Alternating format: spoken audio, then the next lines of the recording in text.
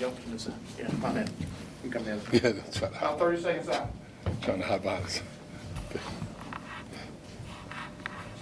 Come on, Rich. Get close. There we go. Y'all gotta be seen.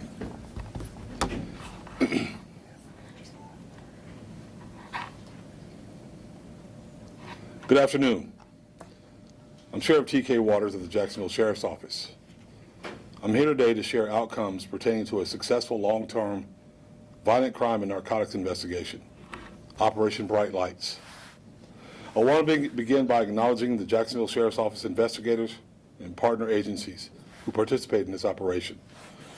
Our JSO Narcotics Unit, our JSO Gang Unit, our JSO Violent Crime Unit, our Community Problem Response Unit, our patrol officers, Drug Enforcement Administration, ATF, and the State Attorney's Office.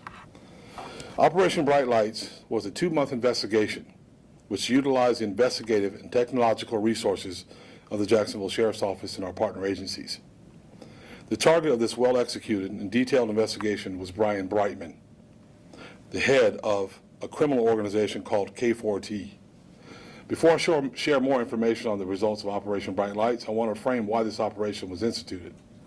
K4T, the organization for which Brightman served as its leader, I guess you'd call him, terrorized the Jacksonville community since its inception in 2019. K4T was responsible for repeated acts of violence in this community, including multiple homicides. Additionally, K4T trafficked in deadly dangerous narcotics to bankroll its members. K4T members moved major quantities of meth, cocaine, fentanyl, and any other kind of drug you can think of in the Jacksonville community. And as I've discussed publicly before, fentanyl is a major issue in Jacksonville and across this country as a matter of fact. Just a small amount, of course, as I've said before on many occasions, can kill a person. In 2022, the Jacksonville Sheriff's Office conducted 470 overdose death investigations, and most of those deaths were because of fentanyl toxicity. Given the dangers posed by K4T's violence and drug trafficking activities, investigators crafted Operation Bright Lights with the intention of cutting the head off this criminal enterprise. And I'm proud to say today that Operation Bright Lights achieved that objective. Brightman and 7 K4T members and several K4T associates were arrested at the conclusion of Operation Bright Lights. These individuals are represented on both boards, on these boards next to me. And of note, in addition to Brightman, 3 other high-ranking violent K4T members were arrested during this operation: Wallace Corbin Jr., Raymond Cash Jr., and Gary Harris.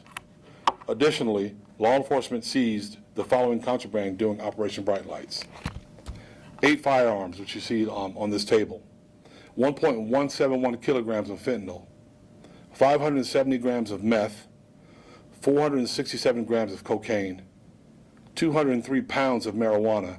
And I know naturally people say, marijuana is not a problem. The violence connected to marijuana sales in this city and across this country is incredible, and this helps stop some of that. And almost $80,000 in cash, proceeds from drug trafficking, and 2 vehicles used for drug trafficking.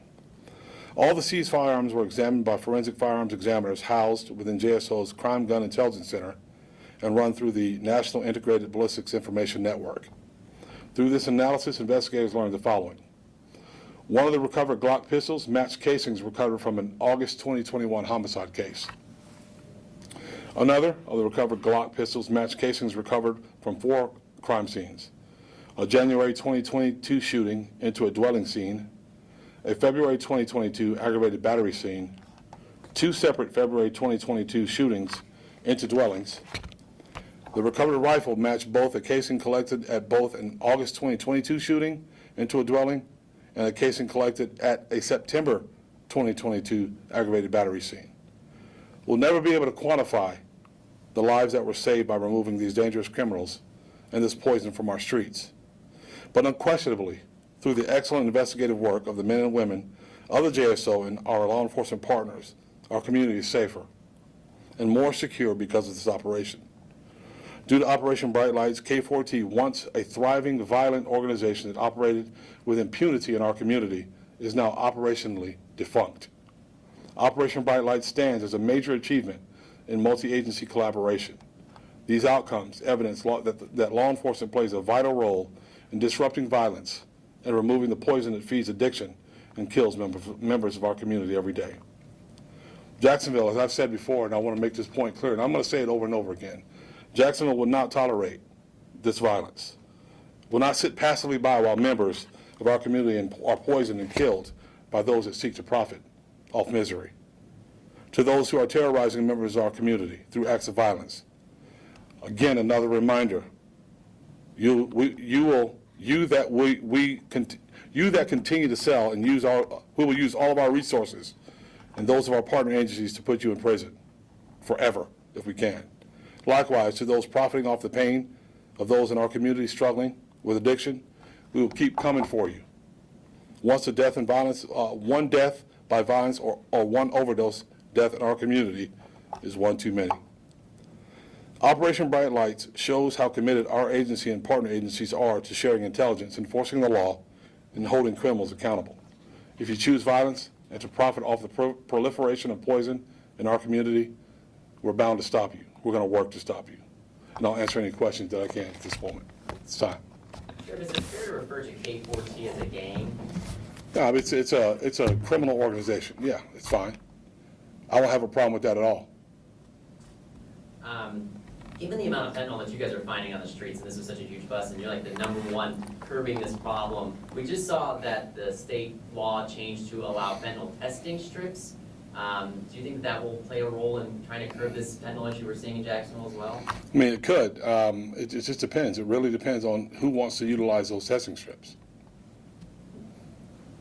Was this just an interagency operation, or did you get help from the community?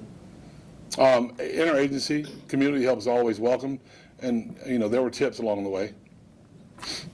What does K4T stand for? I don't know. I'll have to get with the detectives to find out exactly what that means. Are there any charges? And I don't know that. You know why?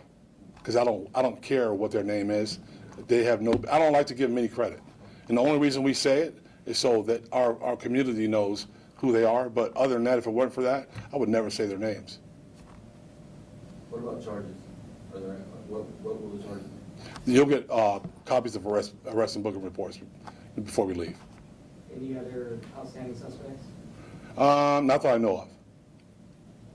Thanks, sir. Thank you.